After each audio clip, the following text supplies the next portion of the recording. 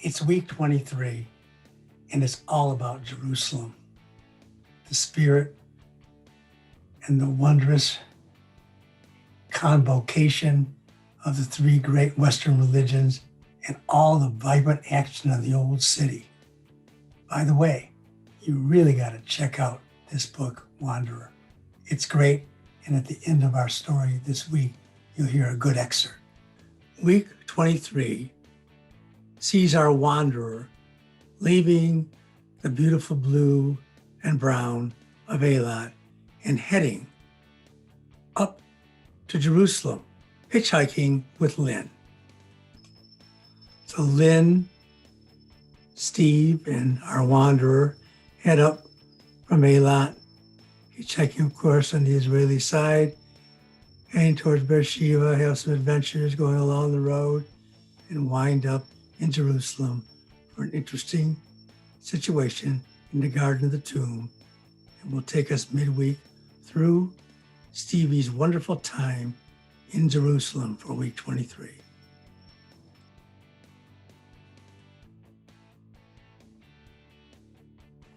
The next day, I'm in Jerusalem. I'm with Lynn, my South African buddy, my English buddy. We're kind of a group hanging out, having some fun, kind of a paling group, paling around. And we know that Mike's supposed to meet some guy at the Garden of the Tomb. That's what's behind me. This is the place where it's believed that Jesus was laid out after the crucifixion. So it's a very holy place, and it's beautiful, and it's outside the gates of the old city, but it's in a beautiful location not far from the walls. And we're there hanging around, and we know Mike's supposed to, he's been told this guy's going to bring the dope or bring the money or something's going on with this dope deal he's involved in, but we're just paling along, and I go into the tomb. And while I'm in there, these two people come up to me, and they're like, the guy's a crew cut guy, looked like he was a Marine, an American guy from Iowa with his wife. And they come up to me and they look at me and they start talking to me. They go, "Do you know Jesus?"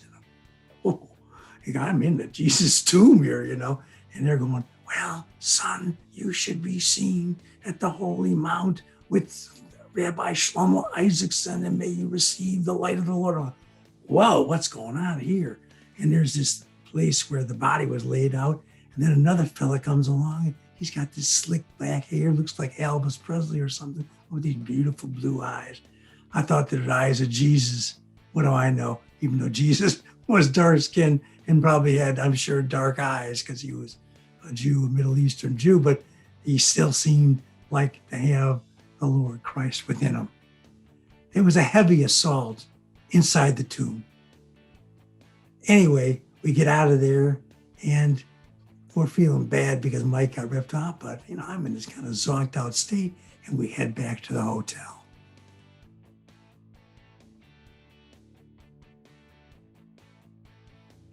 So after our adventure and Mike's disappointment in the Garden of the Tomb, we head back to our hotel, which is just outside the King David Gate. And we're smoking some dope. We had some, we were hoping to get some more, but we were all right. And we're having a good time, and we start rapping it down. That's what we did in those days, philosophical, religious, spiritual, global kinds of talk. And Mike and I are talking, and he starts telling me about his philosophy that he believes in, which is something that comes from the Bhagavad Gita. And he brings out this nice little copy of the Bhagavad Gita. It's got a plastic, a maroon cover on it. And he starts telling me things about how we engage in the moment, and we just do things for the sake of doing things. And it's a very lovely conversation. And he gives me his copy of the Bhagavad Gita after he had just been ripped off in this deal. Now that meant a lot to me. I thought to myself, this is an incredible gesture. And it was.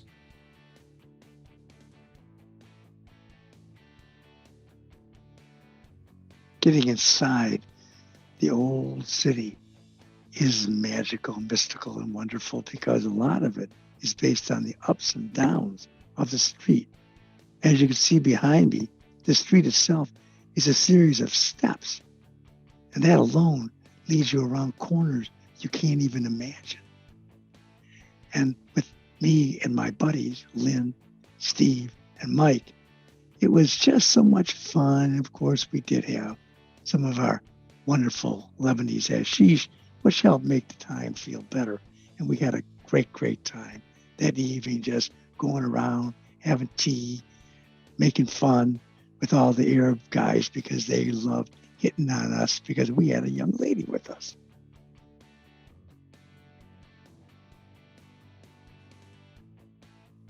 One of the really cool things about Jerusalem is that the old city is a place where people live, work, shop, eat, cook. And that makes it a real place. You know, it's not just a tourist attraction. So we found a place that was just inside the gate that we were near, David's Gate, I believe it was. And it was called, to us, the bakery.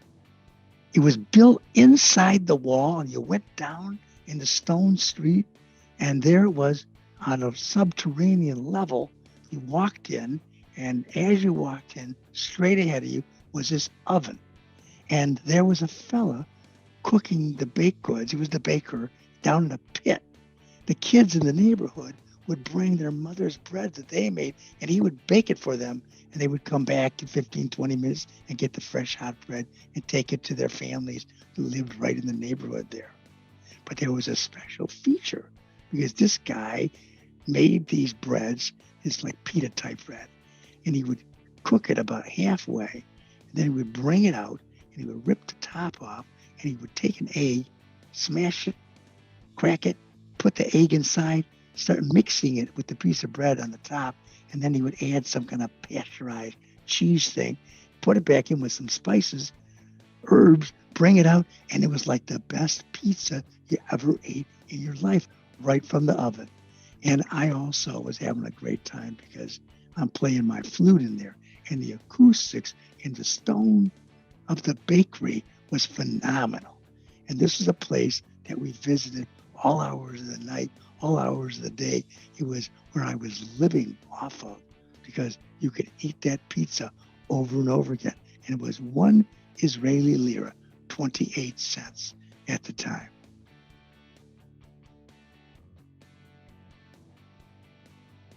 It's the next day and Mike leaves us. So now we are three, Steve Mahoney, Lynn, and I, and we go off again to the Wailing Wall or the Western Wall of the temple, heavy. And I'm inspired to do the talis and the tefillin, the shawl and leather prayer boxes of the Jews is offered to me by folks at the wall. We then walk up to the two beautiful mosques above the wall on the Temple Mount. We see our evangelist friend.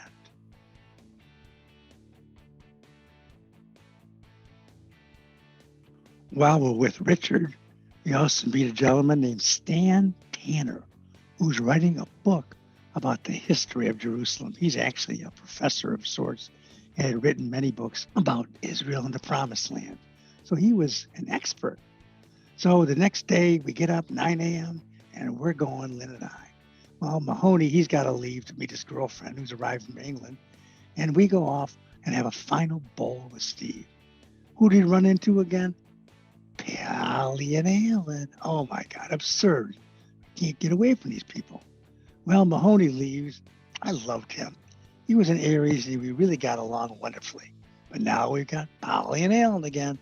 And I've been reading Holy Scriptures. Wow, better not tell my mom. It's the heavy shit, and I dig reading it. And today's little bit really flips me out. But I finally got a New Testament and an Old Testament to read from. I'm interested in both.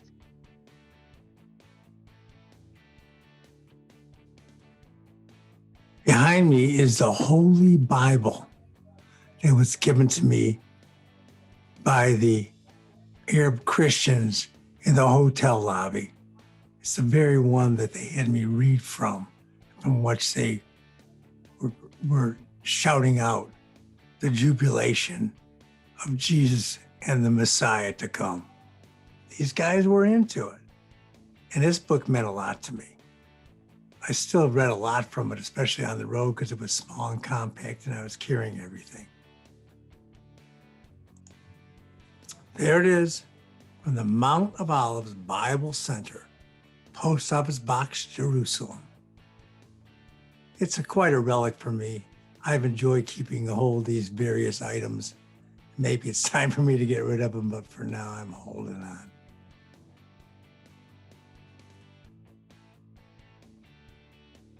Let's get the big picture on Jerusalem.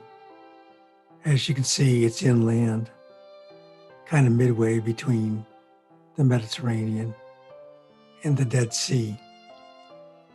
The arrow, the red marker, is for the Western Wall and Jerusalem. And importantly, the epic Via Dolorosa Street.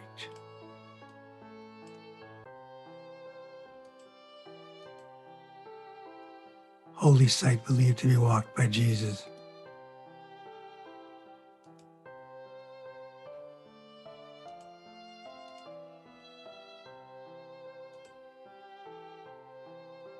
It's well marked. The churches. And you're really up in the hills.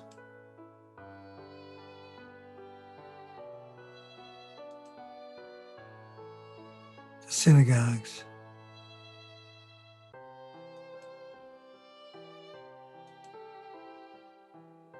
The Greek Orthodox.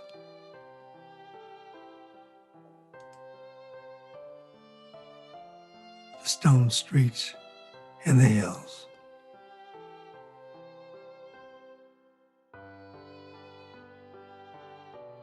Lynn and I move into a hotel where Paul and Alan are staying. And that changes everything because we have our own room, at least have some privacy. Lynn had lost her sleeping bag. It was like stolen or something. We were down in the Wadi. So we needed to have a hotel, certainly in Jerusalem. You had to anyway. But here we were with Polly and Alan, and we were partying, and we hit the town for a while. And it was always fun with them, even though they could be a bit of a downer. The next morning, the four of us get up and we go to Gethsemane on the Mount of Olives. It's a beautiful church with purple glass windows and a great mood. Gethsemane is a garden at the foot of the Mount of Olives in Jerusalem, where according to the four Gospels of the New Testament, Jesus underwent the agony in the garden and was arrested the night before his crucifixion. So it's a place of great resonance in Christianity and has a beautiful church, as you can see, and a wonderful garden of olives still.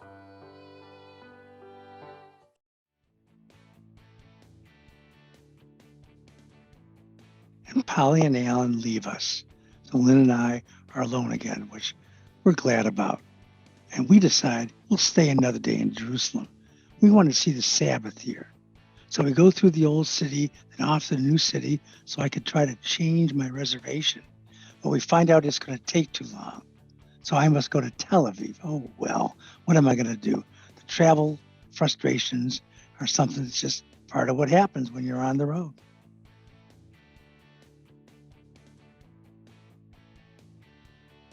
Lynn and I are still staying in the Cairo hotel, and we're in a big room with four other people.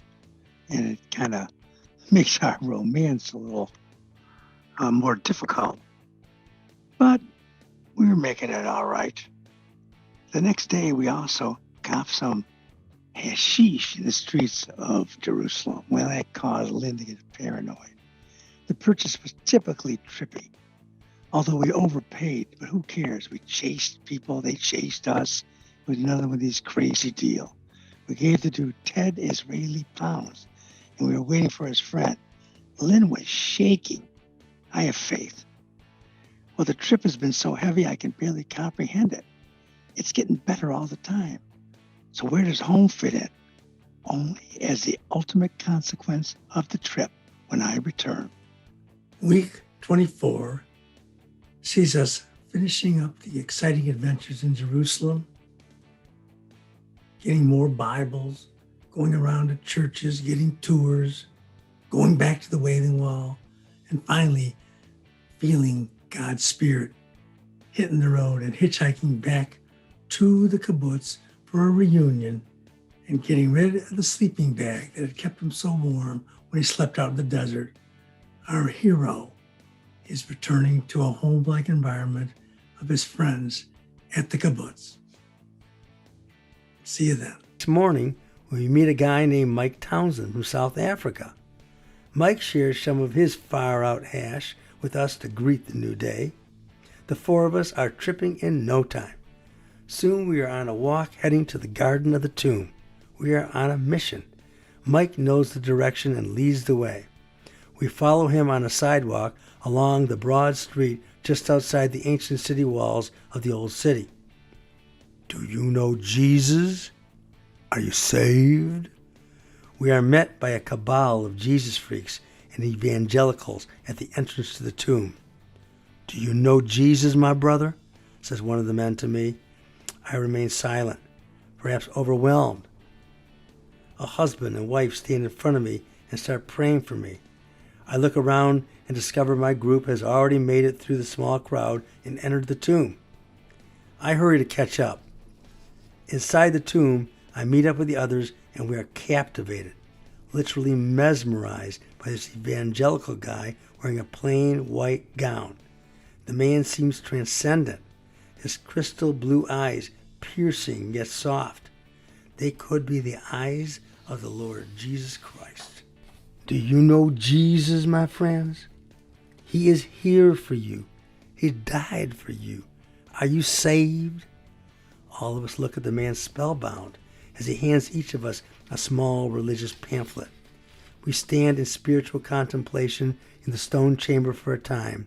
Then we stagger out of the tomb into the main garden. I am thankful with much gratitude for my human life. I am inspired to achieve a great unknown purpose in this life. I will discover my destiny and make it my fate.